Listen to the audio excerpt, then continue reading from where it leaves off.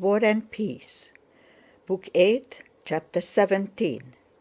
Recording for LibriVox.org by Eva Harnick. Anatole went out of the room and returned a few minutes later, wearing a fur coat girt with a silver belt and a sable cap jauntily set on one side and very becoming to his handsome face. Having looked in a mirror and standing before Dólokhov in the same pose he had assumed before it, he lifted a glass of wine. "Well, good-bye, Theodore. Thank you for everything, and farewell," said Anatole. "Well, comrades and friends," he considered for a moment, "of my youth. Farewell," he said, turning to Makárin and the others. Though they were all going with him, Anatole evidently wished to make something touching and solemn out of this address to his comrades. He spoke slowly in a loud voice and, throwing out his chest, slightly swayed one leg. "All take glasses. You too, Balagá. Well, comrades and friends of my youth, we have had our fling, and lived and reveled, eh? And now when shall we meet again? I am going abroad. We have had a good time. Now farewell, lads. To our health! Hooray!" he cried, and, emptying his glass, flung it on the floor. "To your health," said Balagá, who also emptied his glass and wiped his mouth with his handkerchief. Makárin embraced Anatole with tears in his eyes. "Ah, Prince, how sorry I am to part from you!" "Let's go, let's go!" cried Anatole.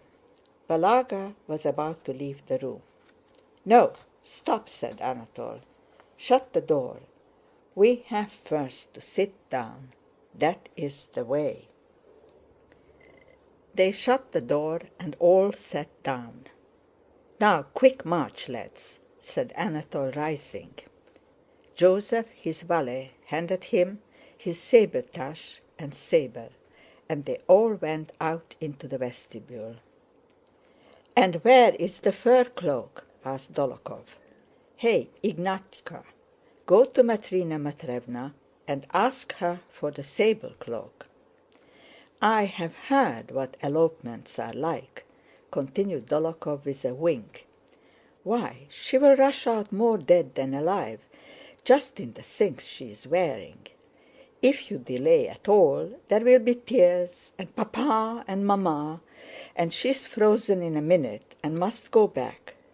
But you wrap the fur cloak round her first thing and carry her to the sleigh." The valet brought a woman's fox-lined cloak. "Fool, I told you the sable one. Hey, Matrëna, the sable!" he shouted so that his voice rang far through the rooms. A handsome, slim, and pale-faced gypsy girl with glittering black eyes and curly blue-black hair, wearing a red shawl, ran out with a sable mantle on her arm. "Here, I don't grudge it. Take it," she said, evidently afraid of her master and yet regretful of her cloak. Dólokhov, without answering, took the cloak, threw it over Matrëna, and wrapped her up in it. "That is the way," said Dólokhov, "and then so," and he turned the collar up round her head, leaving only a little of the face uncovered. "And then so, do you see?" and he pushed Anatole's head forward to meet the gap left by the collar, through which Matrëna's brilliant smile was seen. "Well, good-bye, Matrëna," said Anatole, kissing her. "Ah, my revels here are over. Remember me to Stëshka. There, good-bye, good-bye, Matrëna. Wish me luck." "Well, Prince, may God give you great luck," said Matrëna in her gypsy accent. Two troykas were standing before the porch, and two young drivers were holding the horses. Balagá took his seat in the front one, and holding his elbows high arranged the reins deliberately. Anatol and Dólokhov got in with him. Makarin, Kvostikov, and the valet seated themselves in the other sleigh. "Well, are you ready?" asked Balaga. "Go!" he cried, twisting the reins round his hands, and the troika tore down the Nikitsky Boulevard. "Through! Get out of the way! Hi! Through!"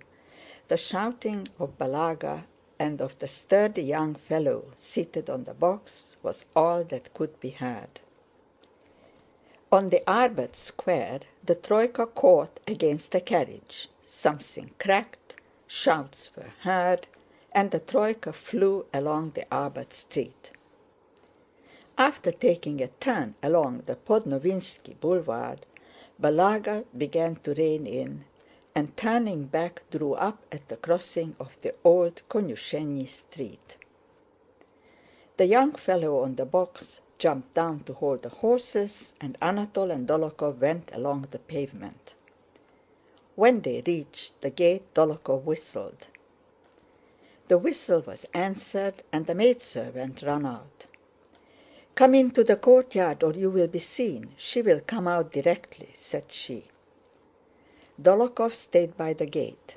Anatol followed the maid into the courtyard, turned the corner, and ran up into the porch. He was met by Gabriel, Maria Dmitrievna's gigantic footman. "Come to the mistress, please," said the footman in his deep bass, intercepting any retreat. "To what mistress? Who are you?" asked Anatol in a breathless whisper. "Kindly step in. My orders are to bring you in." "Kurágin! Come back!" shouted Dólokhov. "Betrayed! Back!" Dólokhov, after Anatol entered, had remained at the wicket gate and was struggling with the yard porter who was trying to lock it. With a last desperate effort Dólokhov pushed the porter aside, and when Anatol ran back, seized him by the arm, pulled him through the wicket, and ran back with him to the troika. End of chapter 17. Recording by Eva Harnick, Ponte Vedra, Florida.